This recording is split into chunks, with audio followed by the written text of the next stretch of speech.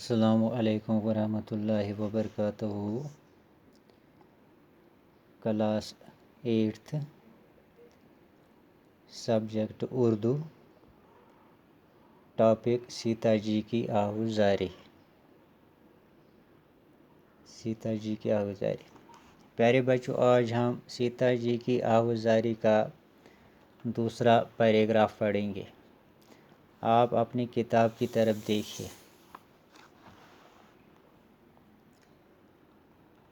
Page number ہے 38۔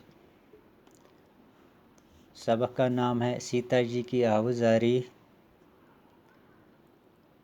38 page پہ آپ اپنی کتاب نکال سکتے ہیں، اور 38 پیج پہ آپ اوپر جو شعر ہے وہاں سے ہی ہم شروع کرتے ہیں۔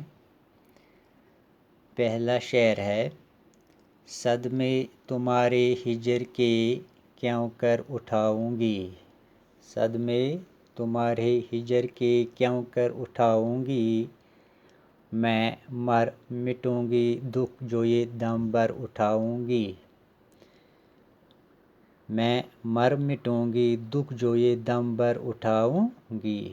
پیارے بچوں، اس شعر میں سیتا جی رام چندر جی سے کہتی ہے، یعنی سیتا اپنے شوہر سے کہتی ہے، میں تمہارے جدائی کا صدمہ کیوں کر اٹھا سکتی ہوں۔ ہجر مینز جدائی، ہجر کا مطلب ہو گیا جدائی۔ میں تمہاری جدائی کا صدمہ کیوں کر اٹھا سکتی ہوں، میں تمہارے ساتھ رہوں گی، اور ایک لمحہ بھر تمہارے بغیر زندہ نہیں رہ سکتی ہوں، اور تمہارے ساتھ جنگل میں جا کر صدمے اٹھانے کے لیے تیار ہوں۔ یہ پہلے شعر میں سیتا جی اپنے شوہر رام چندر جی سے کہتی ہے۔ گھر میں جو چھوڑ جاؤ گے سیتا غریب کو، پاؤ گے بن سے آ کے نہ جیتا غریب کو۔ سیتا جی رام چندر جی سے کہتی ہے کہ اگر تم بیچارے سیتا کو گھر پر ہی چھوڑ جاؤ گے تو جنگل سے آ کر سیتا بیچارے کو زندہ نہیں پاؤ گے، کیونکہ سیتا کسی بھی صورت میں تمہاری جدائی گوارا نہیں کر سکتی ہے۔ تاریک تم بغیر ہے عالم میرے لیے، فردوس بھی ہے آہ جہنم میرے لیے۔ تاریک تم بغیر ہے عالم میرے لیے، تاریک تم بغیر ہے عالم میرے لیے۔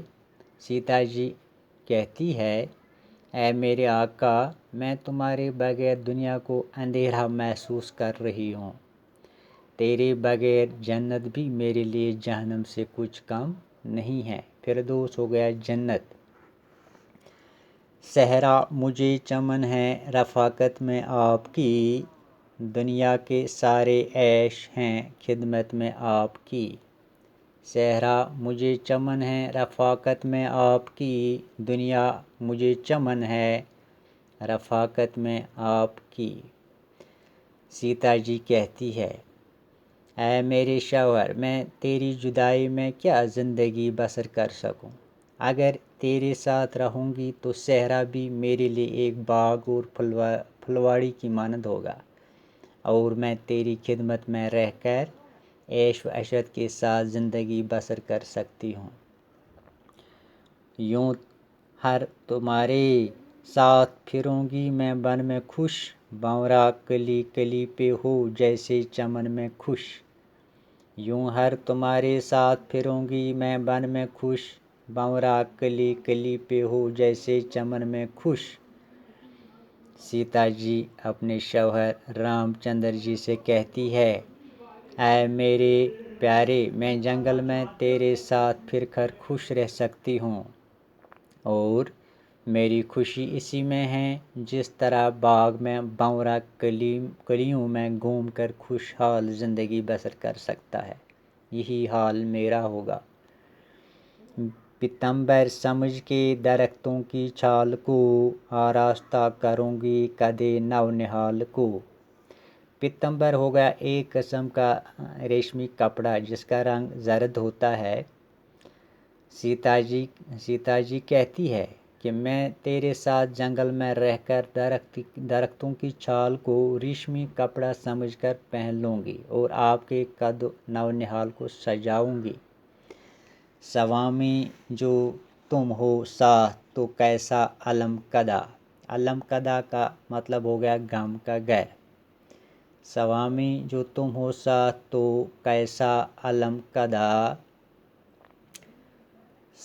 سوامی جو تم ہو ساتھ تو کیسا علم کدا، کھس پوش جھونپڑا مجھے ہوگا صنم کدا، کھس پوش جھونپڑا مجھے ہوگا صنم کدا۔ کھس پوش کہتے ہیں گھاس پھوس، جھونپڑا ہو گیا کٹھیا، صنم کدا ہو گیا بت خانہ۔ سیتا جی اپنے شوہر سے کہتی ہے جب تم میرے ساتھ رہو گے تو جنگل میرے لیے غم کی جگہ نہیں ہے، بلکہ گھاس پھوس کا بنا ہوا جھونپڑا میرے لیے عیش عشرت کا ہوگا۔ سبزہ بنا کے لائے گا بستر میرے لیے، جھولا جھلانے آئے گے سر سر میرے لیے۔ سبزہ بنا کے لائے گا، سبزہ بنا کے لائے گا بستر میرے لیے، یعنی سیتا جی کہتی ہے جنگل میں سبزہ میرے لیے بستر کا کام دے گا اور بار سر سر کے جھونکے میرے لیے جھولا جھلانے سے کچھ کم نہیں ہوگا۔ صورت تمہاری دیکھ کے غم بھول جاؤں گی، صحرا کے سارے رنج و الم بھول جاؤں گی۔ صورت تمہاری دیکھ کے غم بھول جاؤں گی، اے میرے پیارے میں تمہارے ساتھ رہ کر دنیا کے تمام غم اور رنج بھول سکتی ہوں، جنگل کی تکلیف اور رنج بھول جائیں گے۔